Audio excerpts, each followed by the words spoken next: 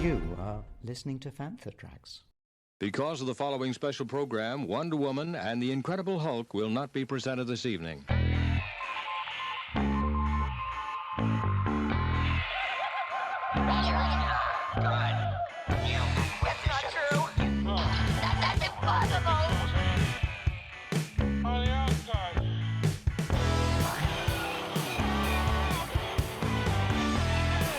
It's time to get all your Star Wars news in a single file. This is Making Tracks. Here are your hosts, Mark Newbold and Mark Mulcaster. That's not true. That's impossible. You're listening to Making Tracks and a very special episode. This is an episode to celebrate Star Wars Podcast Day 2022. That day is today, the 7th of February, and the reason that we celebrate that day is it is 23 years to the day since Jedi Talk, which is the very first Star Wars related podcast, premiered on February the 7th, 1999. What a different world it was then. Mark, how you doing? I'm very well, buddy. Yeah, you're damn right. What a different world in which we now live in compared to 23 years ago. Crazy. You think we were all hyped for The Phantom Menace, but it hadn't arrived yet. It was still months and months away. StarWars.com was buzzing along. The internet was the wild, wild west, a very different place.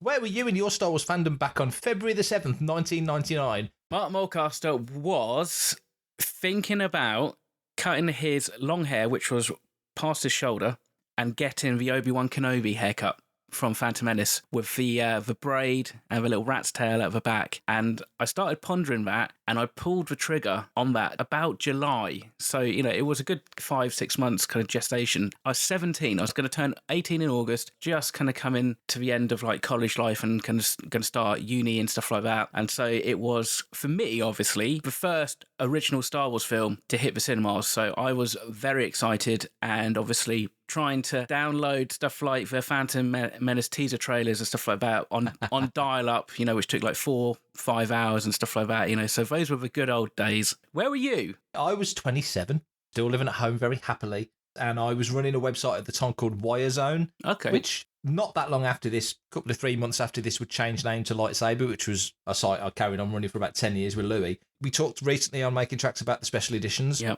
it was just a great time to be a Star Wars fan because there was so much going on. But the anticipation, of course, November of 98, we'd got that first Phantom Menace trailer, which just blew up the internet then. Yeah. Imagine if that came out now. I mean, it would just melt down. So everyone was crazy excited for Phantom Menace.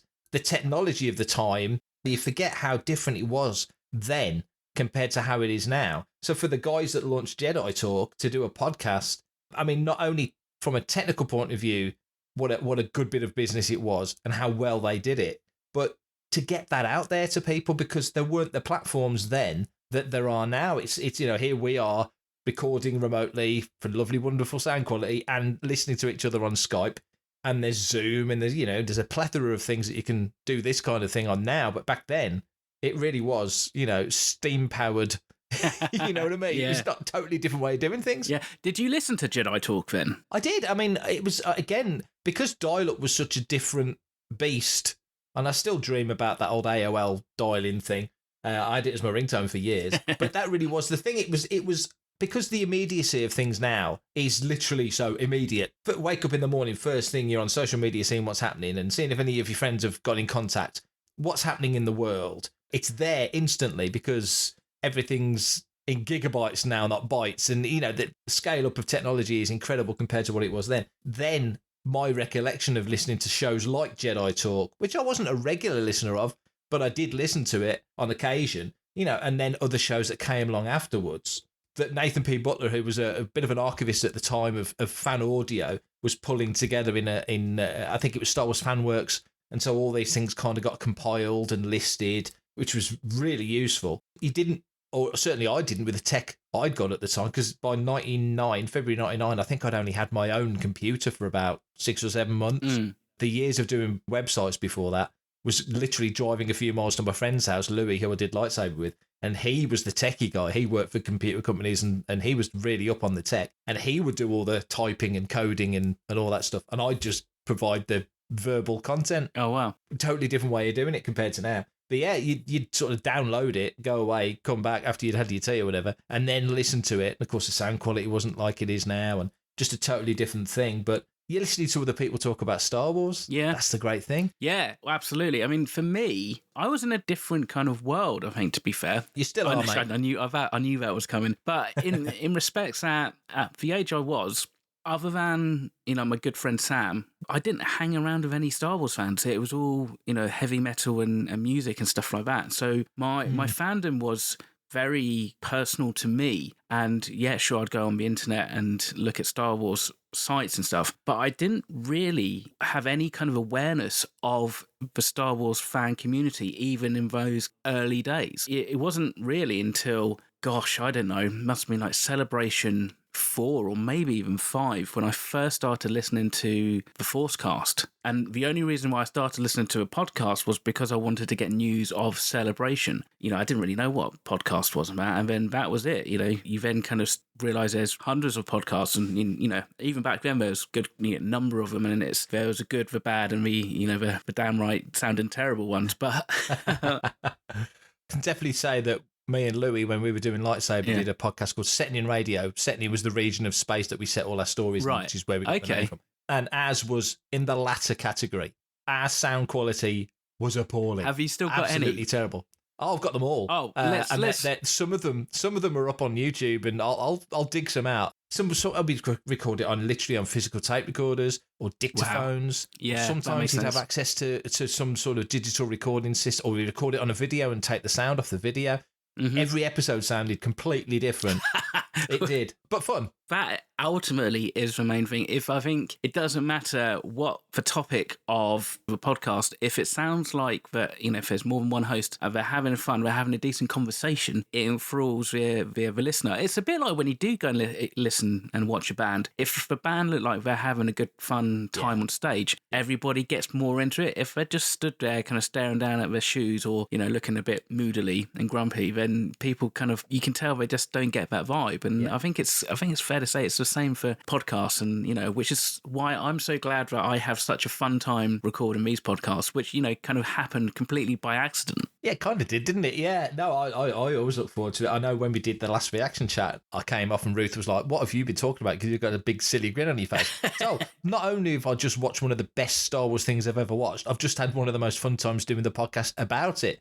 And I think it's like you say, when not just us, because we do have a laugh, and we do anyway when we catch up as friends in real life sort of thing. But I think when you listen to a podcast and people are clearly enjoying not only each other's company and bouncing off each other, but the content as well. And that goes back to what you said about the Forcecast. I think Jimmy and Jason are owed a great debt because they were one of the very first ones, certainly that multitudes and multiple people listened to, because the ForceNet was the site. But as a consequence, the Forcecast was the podcast. And they did such a great job of conveying the energy, especially in that sort of 2008 to 2012 or 13 when they splintered off to do Rebel Force Radio. And that went on to great things, of course. But, they really did capture the excitement of what was going on in Star Wars. And I think podcasts in general, which is why today is such a great day to celebrate the whole thing, if you like. Yeah. You or me could write about our thoughts and experiences or write reviews or whatever, but it's like sending a text to somebody and all the nuance is lost if you don't read it in the way it's intended. It can say something completely different. And I think podcasts give you that opportunity to really layer the intent of what you're saying and making it very clear what you mean and clarifying and qualifying. And, you can really say so much more in a podcast. Hello, I'm Dennis Lawson, and you're listening to Fantha Tracks. So we've just seen From the Desert Comes a Stranger, 6th chapter of season 1 of the Book of Boba Fett. Convinced, I think we both are, that there will be a season 2. But I do have a question for you. Uh-huh. And it is something we talk about on the main show quite regularly. But having seen what we saw this week, I think it's more relevant than ever. I'm going to lay out an example.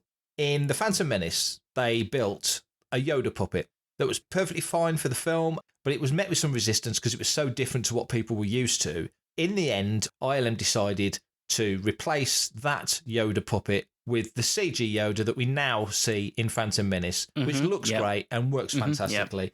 So there's a precedent above and beyond the special editions for Lucasfilm making changes to things that are out there. And of course, then it was a physical format. I think it was DVD and Blu-ray and so on and so forth. Now we're on Disney Plus, a streamer. In theory, they could go back, to that episode of The Mandalorian, chapter 16, and if they wanted to dial up the detail on their CGI Luke at the end of that episode to be more in line with what we've seen this week in chapter 6 of Book of Boba Fett, they could do it and not even really need to make a song and dance about it. My question is to you, do you think that's something they will ever do? It's an interesting question. I think part of it comes down to the creative driving force behind the series. Maybe what's happened is we can assume after Revenge of the Sith, Lucas maybe said, do you know what? The Yoda CGI looks so good. Let's go back and make him look consistent throughout this trilogy. That is a very kind of Lucasian idea and thought process, isn't it? To go Good back word. and tinker with stuff. So the question is, do Dave Filoni and Jon Favreau really have that kind of mindset where they want to go back and tinker with stuff? And the thing is, let's be honest, with every single creative endeavor, be it film, be it writing a book or painting and stuff, you have to kind of step away from it at some point. It gets taken away from you because you have to deliver it, be it to the client or, in my case, to a broadcaster or, to the cinema or to Disney+. And so I'm sure there are points where you kind of go, this is as good as we're going to get it for now. And maybe, maybe they could.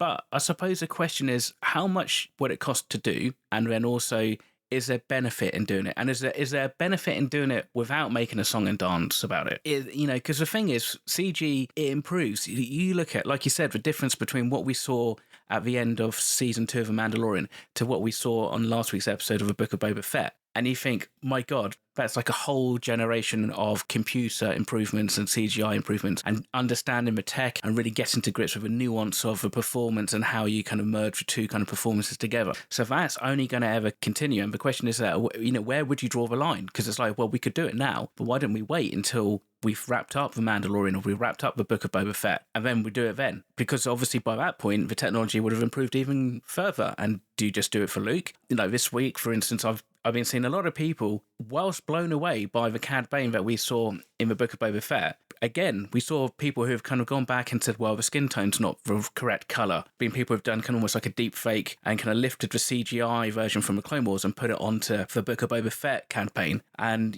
one of them I just kind of commented and said, look, it's really easy to improve upon something that has already been created. But if you've got to create that from scratch, that's where the genius comes from. And I think that's where a lot of people forget. Yeah, it's very true. And I think Cad Bane is a great example because we're so used to seeing him as an animated character, for example. Yeah. That is a stylized version of what you would really see if it was true life. Precisely. Yeah. Waggling the air quotes. And I think people forget also, Cad Bane is a Duros. You saw Duros in the cantina in the original Star Wars. They're the two guys in the spacesuits with the blue faces talking to each other. He's one of them. So they've got a very specific look. And I think if you look at Cad Bane in Book of Boba Fett, he's way more in line with those creatures you saw in the cantina than the animated version that we've so got used to. And the best example I saw online was, it's almost like retrofitting Count Dooku to look like his animated counterpart. They've really extended the face, strengthened the nose. They've really gone, not caricature, but Lucas did kind of say way back when it's kind of like Super Mario Nation type puppet style look. That was the intent. So to take something from the Clone Wars or Rebels or whatever and sort of fit it back. But Cad Bane that we know from the Clone Wars era, this is 25 years on. He's a much older guy, So the skin being a bit lighter, maybe that's what happened to Duros when they get older. He looked more weathered. His voice didn't have quite the same deep croak. It was clearly Corey Burton doing it. There's lots of things that show the passing of time. And I think that's one of the key things about this show as well. Boba Fett as a character is aged. Going back to the CG for Luke, of course, wonderfully done in this episode. But there's still, because nothing's ever going to be 100%. There's only there's still shots. There's still shots that you went, it's just not quite right. And it's like, what is it? Is it the fact that they had to go a little bit more CG with that shot? If you look at it, they were a lot more creative with the angles as well. You think about what you got from The Mandalorian, it was pretty much a fairly kind of straight-on shot of Luke. There wasn't much change in camera angle, but you had perspective of like Grogu rather than just straight on that. So it was probably a whole different nest of Gundarks to kind of get all like a convincing kind of performance in a natural and convincing way. I mean, even go back and compare what we got with Carrie Fisher and Princess Leia in Rise of Skywalker as well. Yeah. It'd be great to have everything perfect all the time, but I suppose a film is, and this is part of the issue, I think, that some films which carry a certain message or have a certain kind of tone or capture a certain era of cinema and society are now struggling with. Up until cinema came along, stories were passed on normally verbally or written down, and they were passed on from one person to the next, and they would change with the passage of time. Now you've got this snapshot of time, be it to do with the production techniques or the actual themes and topics that are being discussed in the film, but they're now a perfect record to go back and look at. It's like reading Mark Twain. It's a snapshot in time, and it's the same for CG and special effects. Ultimately, it would be great to go back and redo all the CG from the original Jurassic Park, but nobody's going to do that, and I don't think anybody's calling out to do that because we've got new Jurassic Park films, and I think everybody appreciates the fact of what it was then and what it is now. You're listening to Fantha Tracks. Flip through the galaxy of literature with Cannon Fodder hosts Brian Cameron, Matt Booker, Mark Newbold, and Mark Mulcaster. Count me in. Spin round the rim with Desert Planet Discs. Your musical journey through the space lanes with your hosts, Carl Bayless and Greg Robertson. The hottest tunes this side of Mos Eisley. Get the latest news, interviews, reviews, and much more on Making Tracks with your hosts, Mark Newbold and Mark Mulcaster. Like an Ewok battle wagon out of control.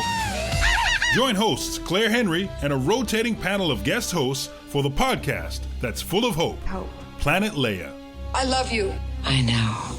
It's time to head south with the Fantha from Down Under, Adam O'Brien. Oh, g'day, mate. How you going?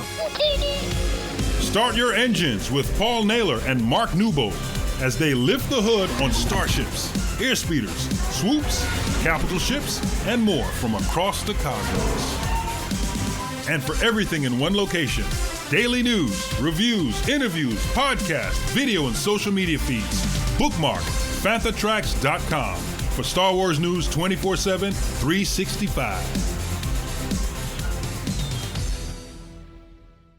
When we were talking about the special editions, how some of the effects hold up really well and some of the effects are very mid-90s, in their composition and the way they're put together. That is a whole part of the whole endeavour, isn't it? And I suppose for Lucasfilm, there may be certain instances when they would want to do that. But generally, I guess, resources and bodies and people and talent and such, you want to be pushing on to create more new stuff than necessarily going back to fix or tweak or adjust or enhance something that's perfectly serviceable and got the fandom buzzing, like Mando did last year and Book of Boba Fett has last week. Now we're in an era of storytelling that's, 5 years post-Jedi, and we've got that big run-up to the sequel trilogy. What characters would you anticipate to see? What characters would you like to see? What do you think will make the biggest impact? In Book of Boba Fett, there has been a lot of rumours, rightly or wrongly, and we'll find out in a couple of days' time about Han Solo making an appearance. I'll be interested to see how or why he rocks up. The thing is, when you look at the reason why Luke turned up in The Mandalorian, there was a clear reason. For Han to maybe rock up, it could possibly be a bit of a stretch. To be honest, I just want the Book of Boba Fett to have a really strong ending and for it to feel like whatever the criticism we've had for the previous episodes, Boba gets his time in the sun, which obviously in the last couple of episodes, he hasn't really had any exposure at all. He's had about the same as he did in the original trilogy, hasn't he? Pretty much, yeah. That's a fair comment. So I think it would be good to see how Boba actually wins the day. Most importantly, I think, the thing is, and this is conversation that a lot of people were having around for season 2 of Mandalorian. It was like cameo of the week, let's bring back so-and-so and so-and-so. And I think sometimes it's like by the final episode, you almost need to have all the players on the chessboard. And I think we pretty much have. I think Cobb Vanth, he's going to survive. And I think he, or at least his Freetown residents, will come and rally and join Boba. So that will be quite cool. So as long as we get a pretty much kick-ass battle and we see jetpacks being used and rockets and blasters and maybe some disintegrations and stuff, I will be happy. I'm getting like an Ocean's 11 vibe. Do you remember Scoundrels, Timothy Zahn's novel Scoundrels, about 10 years ago? Where it was that brilliant sort of Usual Suspects rogues gallery of characters on the front. I'm just getting a vibe for that. So if Han Solo turned up in the Falcon with Chewie, I would be out of my seat. I said last week I've not had as much cardio as I did last week up and out of that chair, pointing at the screen, screaming at Ruth, going, look at that, look at that. So that was fun. I mean, after those last 2 episodes, whatever we get, I'm happy. But I totally and utterly agree with you. One, I think there will be a season 2. I think Fett, like you say, needs more time in the sun to shine. But also, you said something great on the last episode of Making Tracks. This isn't just a TV show based on Star Wars. This is just Star Wars. And the fact that it's Book of Boba Fett, Mandalorian, Bad Batch, whatever it is, those sequences last week were just, it was Star Wars. And wherever they put them, what do people expect? They're going to stick this in halftime at the Super Bowl sort of thing. It's got to go somewhere. And there's probably no intention at all to do a series based completely around Luke training his students, but to pepper in and pop back and come back to it. You think of Empire Strikes Back, we were bouncing between Han and Leia, Chewie and 3PO in the cave, Vader doing his things within the astral field on the Executor, and then obviously Luke and Yoda on Dagobah. Now, they're all fantastically interesting sequences, but they're better because they keep flicking between them. If you were just kind of mainly following the training of Jedi and Luke was the lead character, the magic of seeing him like we did last week would wear out pretty quickly. So I was going to say, that is the risk, isn't it? You know, if you use him sparingly, then it's like, oh my gosh moment. Yeah. But if he's, you know, got his own series, then potentially it could just be like, oh, okay, yeah, he is a little bit whiny. He is a bit rubbish. And he doesn't know what he's doing when it comes to training. Going right back to when I first really saw Star Wars when I was like, 9 or 10, like I say, consciously saw Star Wars, bored the hell out of me. You know, you just had this amazing snow battle, and then even the stuff in the Falcon was fun because, they were on the move and stuff, but then you get to Dagobah and it's just like, oh my God, this is dragging so much. And, there's also that risk, isn't there, of like accidentally doing something or stating something in the Force that then you can't walk back very easily. That's why I think a lot of people, when they write dialogue for Jedi, even in the High Republic era and stuff like that, it's never meant to be defined. It's always meant to be bigger, like, notion of something that, like, you can't just pin down and stuff. And I think, obviously, the more time you spend training Jedi, I mean, you even look at the prequels, we didn't really see much Jedi training in that. Really. And I think it's the reason why, is because you don't want to define it. I would love a Luke and Ben Solo book, or perhaps a mini-series, like, 3 or 4 episodes long. It doesn't necessarily need to be anything longer than that, because I think, again, this whole era, this post-Jedi era, has to lead up and it has to build up so that when we do get to The Force Awakens and we're introduced to these characters again, it's, oh my God, we've now got a backstory and everything has kind of got a bigger emphasis because we understand where they've come from. And I think if that is one thing that the post-Return of the Jedi era Star Wars series are able to do, help us develop and build a stronger foundation of a Star Wars sequel trilogy, then I think we will probably be in a better place going forward. Hi, this is George Mann, and you're listening to Fantha Tracks. Listeners to Making Tracks on Fantha Tracks Radio will be familiar with me and Mark rabbiting every Tuesday about what's going on in Star Wars, and when there's a Star Wars TV show on, reacting to it on Reaction Chat on Wednesdays. But we do quite often have interview guests on Making Tracks. Tomorrow, as you listen to this, our guest is Daniel Jose Alder. He's just written Midnight Horizon. He's ongoing with Star Wars Adventures, Star Wars Trail of Shadows over at Marvel. We've got a full interview with him on Making Tracks tomorrow, but just for you guys for Star Wars Podcast Day, it's just a minute or so of my chat with DJ Alder, and come back tomorrow to Making Tracks episode 126 to hear the thing in its entirety. Presumably before this, you generally, like most writers, it's just on the keyboard. How has it been concocting this whole sort of multi-layered epic with 4 other authors and, of course, the guys at Lucasfilm? How has that been working as a team on a project? That I really love, and including, just like with the fandom, like including in the stuff where we don't agree. That's actually, I think, what makes us really strong as a team, is that not so much disagreements as much as like we're very different writers, and anyone who's read the books knows that we all have different voices, and our voices, because of, I think particularly because of Mike Siglain and his approach to things, but also I would say it's true throughout Star Wars that voices are encouraged. There isn't like a singular Star Wars voice, and that's a really good thing. I think that's what makes Star Wars really special. And so, we're all very different, and we all come at it from different points of view. We all have different ideas about the Jedi and about the story and about the High Republic and everything else. And that is what makes it shine, is the harmony and the dissonance, and making the dissonant stuff harmonized. And it really is fun. Like, I really genuinely care about all the people on the team, and we really enjoy, like, just having our conversations and our meetings and figuring out stuff and going through the process. It's just been an amazing process, like nothing else I've ever done. I guess that's going to wrap up our Star Wars Podcast Day special episode of Making Tracks. But if you'd like to hear more from me and from him, you can check us out tomorrow when the regular weekly episode is released on all good streaming services, which I'm sure in a second or two, Mark's going to tell you how and where you can find out all about us. Also, if you'd like to send us a question, they are gratefully received. We love hearing all your thoughts and comments and feedback, especially feedback on how to pronounce certain characters' names. So that's always welcome. Mark, can you just let everybody know how they can get in touch if they want to send us some amazing feedback and questions and stuff? I certainly can. We like to grow our audience, don't we? If you want to be a part of the action and stay updated on all the latest Star Wars news, visit panthertracks.com or check out the free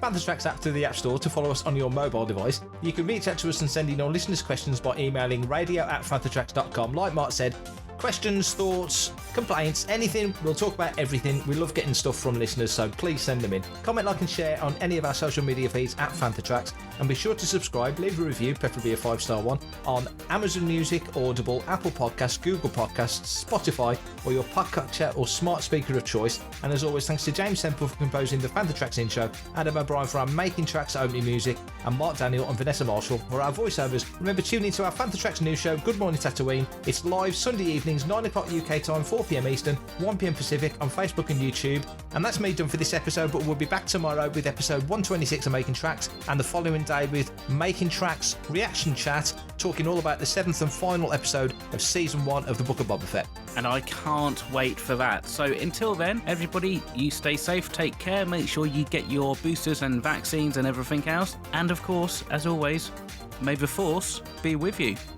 Coming up next on Fantha Tracks Radio, it's Desert Planet Discs.